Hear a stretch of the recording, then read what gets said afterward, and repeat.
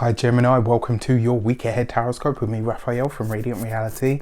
It's an absolute pleasure to have you. Thank you so much for being here. Thank you so much for joining me. Quick note, my readings are for your sun, moon and ascendant signs. So whether you're a sun, moon or rising sign Gemini, this is for you. And I always advise that you watch all three to get a clearer, more complete picture of how they speak to you. With that said, if you are already a continued subby, you know I love you for it. And if you are new to my channel, please don't forget to like, share, and if you should so choose and it resonates, hit that subscribe button. So a little bit of a blip last week. Obviously we're going back to the old way because too many people were very unhappy about it. So it's nice to know that my subbies are watching and that they love me. For your key to the week this week, you have the Sun card, which really kind of makes sense. Remember, if you are celebrating this week, a happy damn birthday to you. I truly hope that you have an amazing solar return, and remember to fill that day with a little bit of everything that you want the entire year ahead to have in it for you. So for your key to the week, you have the Sun card. This is light, warmth, heat, abundance, joy. Yes, your ruler Mercury is now retrograde, and by this point is definitely going to be sort of in full swing of that retrograde, but it doesn't have to be all doom and gloom. The fact that it's happening in your sign means that in some way, shape or form you're revising or maybe even reassessing yourself and your life, something about your life, right? And because you've got the Sun card this week, it's like whatever changes come up that you feel like making, the universe is supporting that. People around you are going to support that. You'll find this week that things generally will be a lot easier for you than maybe you've thought, or maybe they have been up until this point. For your actions and options this week, you have the Knight of Wands. Do more of what you love. This week, you are to give yourself over to your passions, the things that really excite you, the things that really get you fired up, the things that really feel like they are aligned for you, right? Remember, the Knight of Wands is about charging in. It's not about waiting. It's not about sitting and having an entire conflab about it. It's about jumping in and doing what feels right in the moment. The fact that you've got this coupled with the Sun card, I would say this is about you really finding or getting back into that joy energy. This could be a really great week for you, and it could also be a week of advancement as well, providing you're in the space where you're ready to do for yourself what feels right, not tempered by what everybody else wants and needs from you. Just like, this is going to bring me joy, pure, unadulterated, unabashed, unashamed joy. For your key, your communications and conversations, you have the Tower card, right? So yes, communications are going to be a little bit awry. We know this, right? We've been seeing it for... If you have been with me long enough, you know that last year, around this time last year, I put out a set of videos for the life path numbers in specific, and I kept seeing that June itself was going to be a very challenging month. And woe and behold, all of the astrologers are now backing that up. So it's good to know that the old gift still works. All jokes aside, though, this may be a week where communications do go a little bit sort of skew with.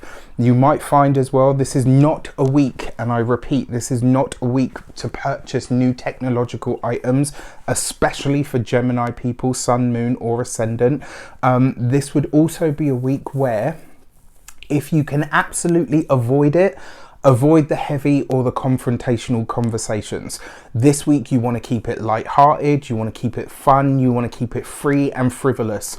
Nothing heavy this week, because the chances are it will just go, it just won't be what you expected it to be. Also, if you have a surprise planned this week, I'm sorry, I'm trying to compose myself, but if you have something planned this week where you're planning to do the whole surprise, this is not the week. It won't go according to plan, and it might really go possibly very wrong.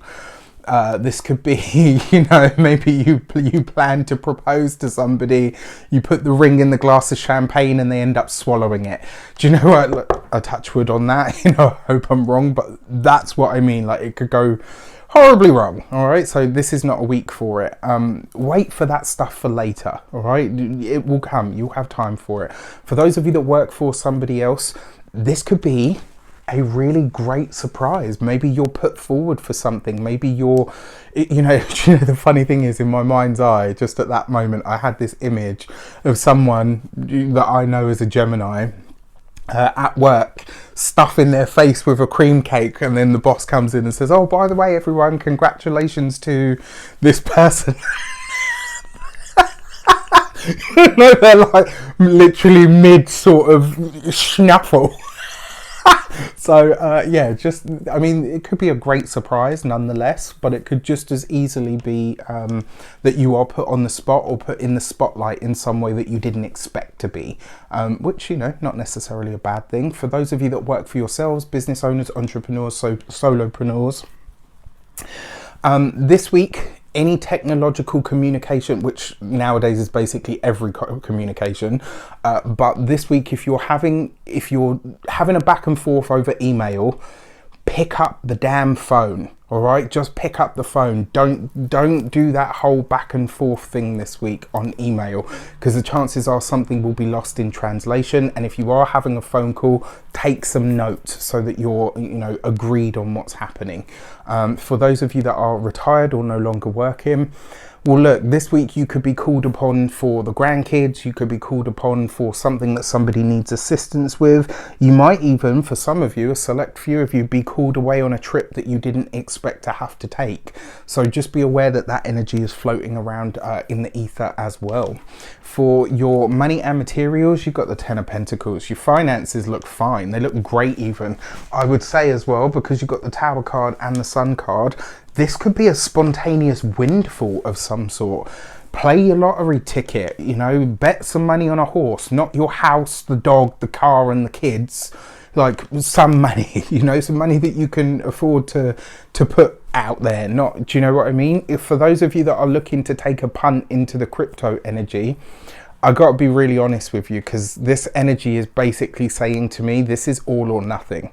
If you have done your, I'm not a financial advisor, I can't give you that kind of advice. If you've done your research, you know what you're doing, and you are already in that whole crypto sphere and world, whatever asset you have stumbled upon this week could really be the one that gives you that big payout, right? I don't know what you're doing. It has to be your choice. I'm not giving you any advice on this, but I'm just saying, with this energy as strong as it is, and that Knight of Wands in there, make sure it's money that you have to lose, obviously, because you never know which way things are going to go. But it looks like you've stumbled upon something that could really end up being very lucrative for you as well. Maybe you've had a hot tip and that hot tip comes good. When it comes to your physical health and vitality, this is going to be your stomach, your digestive system. Pay attention to that this week, especially if you've got a lot of anxiety going on, because you could feel it in the tummy. And then when it comes to your home and environment, the Ten of Cups and the Ten of Pentacles are literally the best cards that you can have for home, along with the Four of Wands, actually. This just suggests security in the home. It suggests stability in the home. It also suggests as well that this could be a week where there is a surprise taking place for you. So I hope I haven't ruined it for you, but it looks like your people, or, you know, certainly your nearest and dearest, might be planning something wonderful for the old birthday.